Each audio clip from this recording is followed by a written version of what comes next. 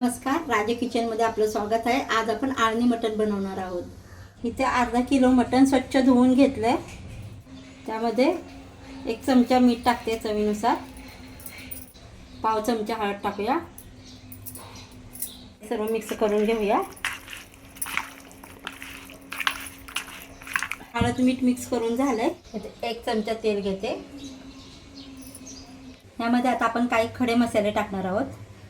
तर तेल गरम झाले, तेजपत्ता टाकूया। इथं दालचिनी टाकते, 1 हिरवी वेलची, 1 मोठी वेलची, 2 लवंगा, 1 चक्री फूल, 3-4 काळी मिरी।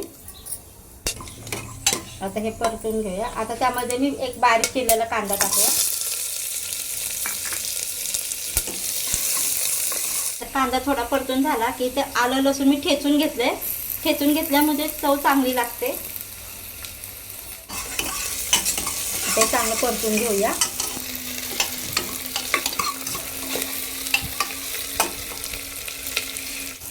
तर कांदा वगैरे चांगलं मिक्स करून झाले, परतून घेतलं।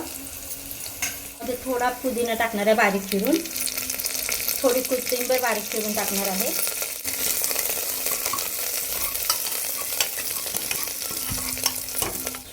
आता आपण त्यामध्ये मटण टाकूया। आता चांगलं परतून घ्यायचं।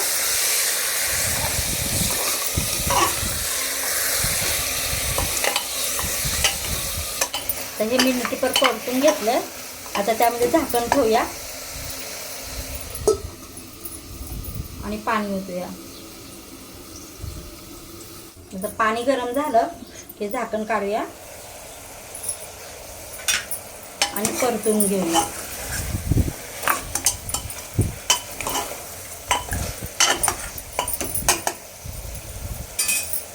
आपण परत मिनिटभर आपण झाकण ठेवूया।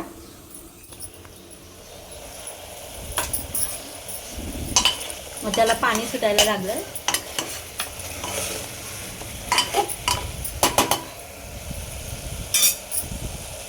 आता आपण ते डिश मध्ये पाणी गरम करायला ठेवलं होतं ते ओतूया।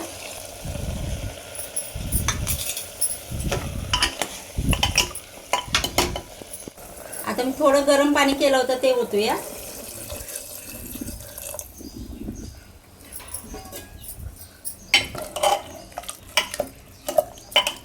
कुकरमध्ये करणार असेल तर पाणी कमीच टाका, नाही तर शिट्टीतून बाहेर येतं।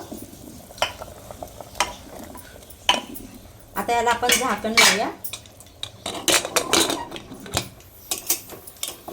4 ते 5 शिट्ट्या करून घेऊया। गॅस फास्ट ठेवायचा आणि आपण 4 शिट्ट्या करून घेऊया।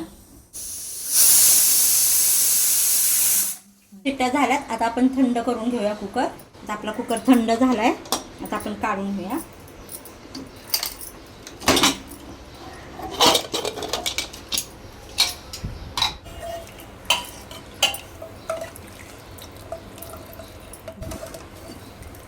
आळणी मटण बनवून तयार आहे।